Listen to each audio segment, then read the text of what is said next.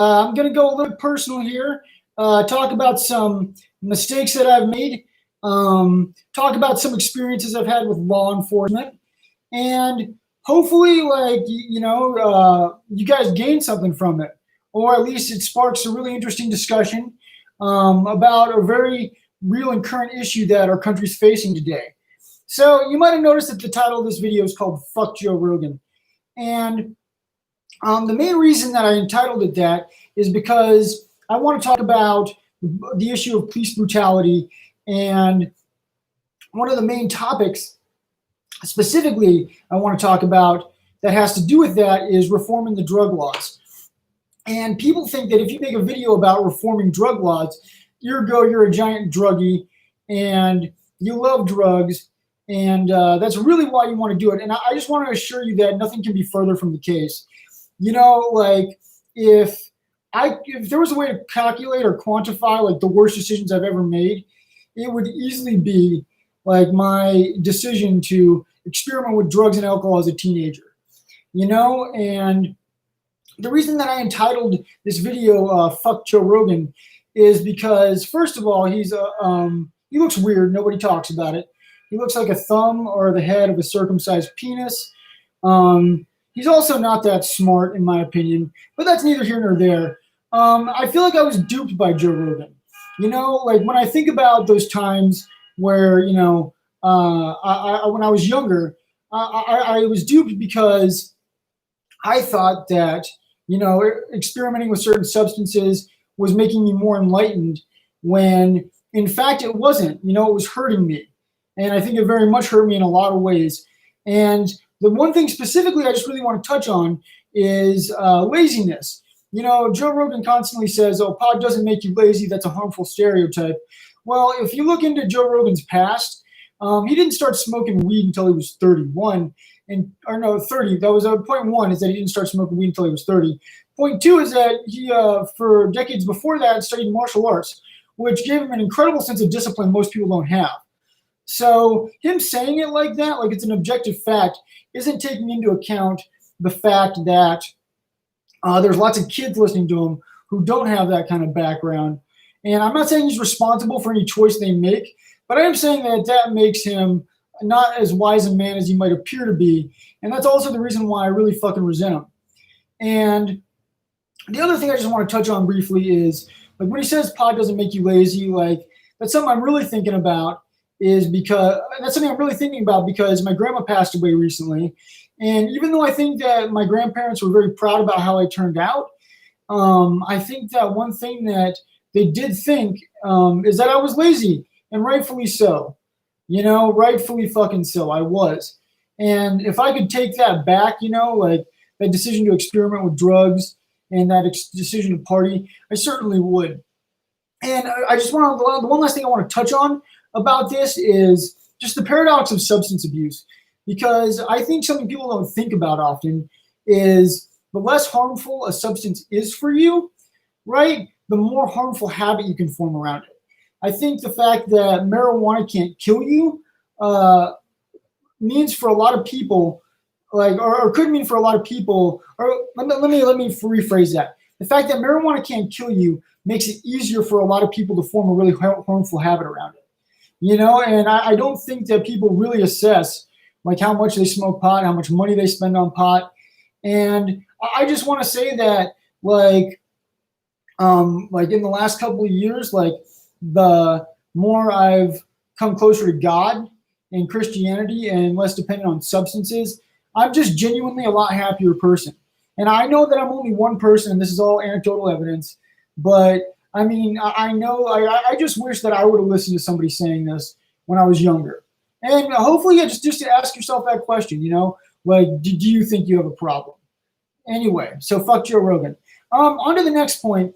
I want to talk about some of my experiences with law enforcement, because obviously there's something very crazy going on in the country right now, and something very important. And I think it's really important for people to talk about this, because like I don't think I'm doing any favors like staying quiet. And I also think that one of the times I was arrested is very pertinent to what's going on right now. So I was arrested. I've been arrested twice, And I'm not really going to talk about the first time very much because it involves a substance that may or may not be completely legal yet. I just want to tell you guys about afterward when my dad looked me up on CaseNet and how I still denied it. I was like, why, Father? There are several people in the state of Missouri named John Horner. You can't jump to conclusions. Why, Father? The fact that there's another John Isaac Horner in Springfield, as a math teacher, you should appreciate that kind of statistical anomaly. He has the same birthday as I do, you say? Well, there's only one explanation. I have an evil doppelganger that likes to experiment with marijuana. No, just kidding. Yeah, so that was the first time. It was like I don't want to go too much into it. Hopefully I made you laugh. The second time is really what I want to talk about because I think it very much plays into what's going on today with a lot of these issues. And that's I got a DWI a few years ago. And first of all, just like it's something I do regret, but it was a situation where I think it was 100% determined by the fact that I'm physically handicapped. Like, not 100%, but that had a huge influence on it. Like, they asked me to get out and walk in a straight line, and I can't fucking do that sober. And when that happened, like, my heart sank, and I was like, oh, I'm fucked, So, and I never thought about that aspect of it until recently. And this is the question that I want to pose.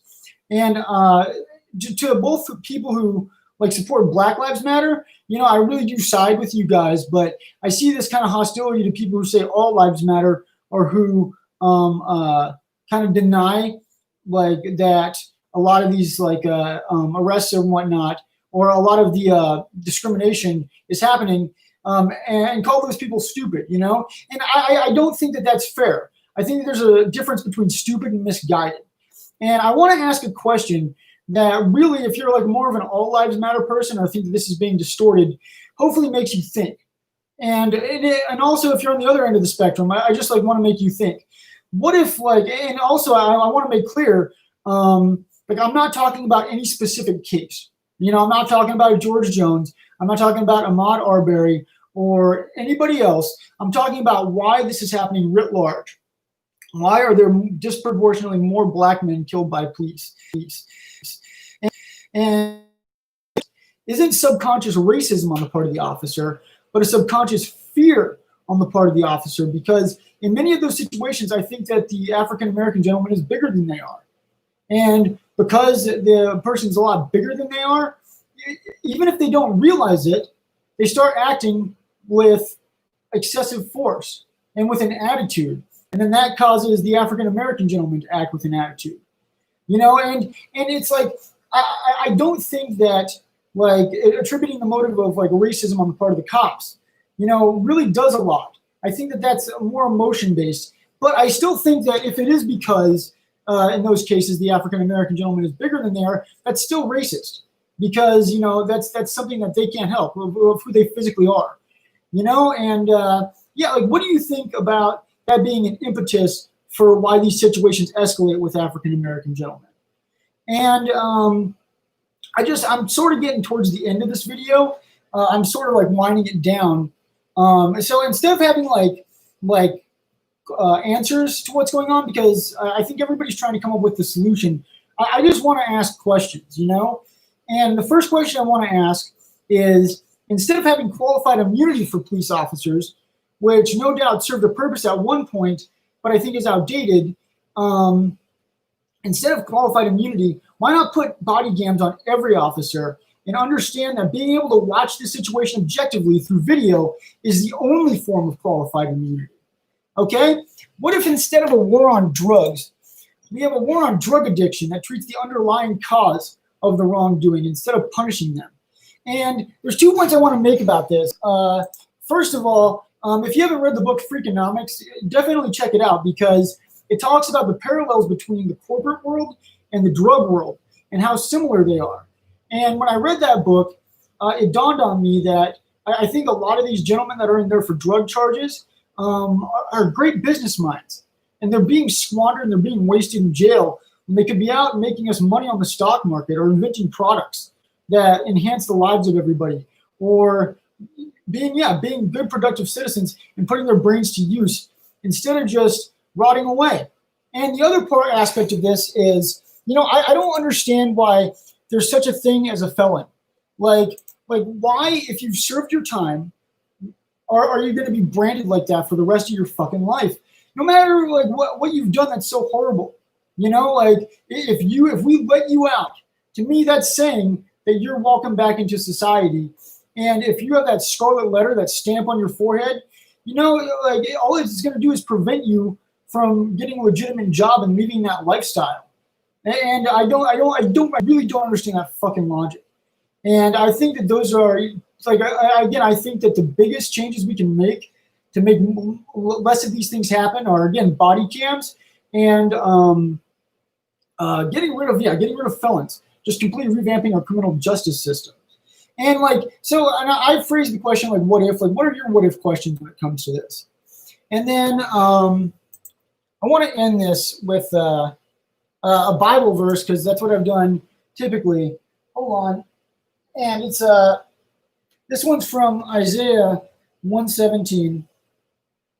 It says, learn to do right, seek justice, encourage the oppressed, defend the cause of the fatherless, plead the case of the widow. So even if you don't know what it's like to be in someone's shoes, just try to be as empathetic as possible. Try to be as open-minded as possible. Again, I'm not saying that you should be completely malleable and that you shouldn't have certain convictions, but try to think of what it would be like to be in their situation. And thank you for watching, guys. I'm already at 11 minutes. Hopefully I got some interaction on this. And you guys have a good night.